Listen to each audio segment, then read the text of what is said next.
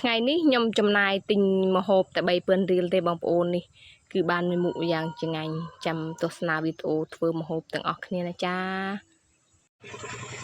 នេះបងប្អូនគឺខ្ញុំមកឆាត្រួយឃ្លោក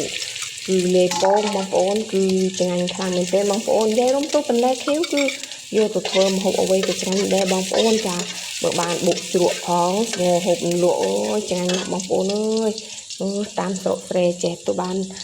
បុកជ្រក់ហូបលក់គឺចេះបន្លែទៅបៃតងចេះគឺជាតិវីតាមីនខ្លាំងមែនទែនហើយចងាញ់ទៀតចានេះបងប្អូនមិនគិតពីយើងបំពងខ្ទឹមបំពងម្ទេសមកខ្ញុំដាក់ពងចូលនេះឯងពងខ្ញុំទៅខ្ញុំក្លុកលាយគ្រឿងឲ្យហើយចា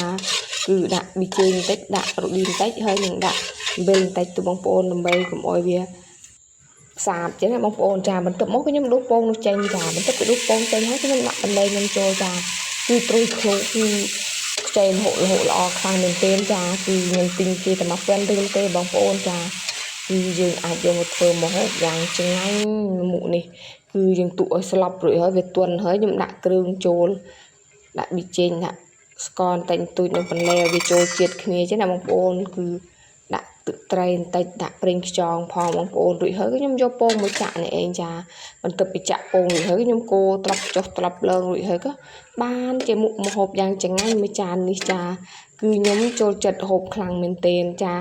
ចុះបងប្អូនចូលចិត្តហូបដូចខ្ញុំអត់បងប្អូនគឺចំណាយតិចយើងហូបបានច្រើនគ្នាចានេះបងប្អូនមើលទំនងអត់បងប្អូនបើខ្ញុំវិញគឺចងាញ់ខ្លាំងចាទោះបីជាពងក៏ចងាញ់ដែរបងប្អូនមិនចាំបាច់ថាសាច់ហើយនឹងចងាញ់ទេគឺពងក៏ចងាញ់ដែរចាបើអ្នកថាបើពងចេះដេញចងាញ់យ៉ាងណាបើសម្រាប់ខ្ញុំវិញគឺខ្ញុំចូលចិត្តហូបចាគឺវាចងាញ់ចាវីដេអូខ្ញុំក៏មានតែប៉ុណ្ណេះបងប្អូនបាយបាយ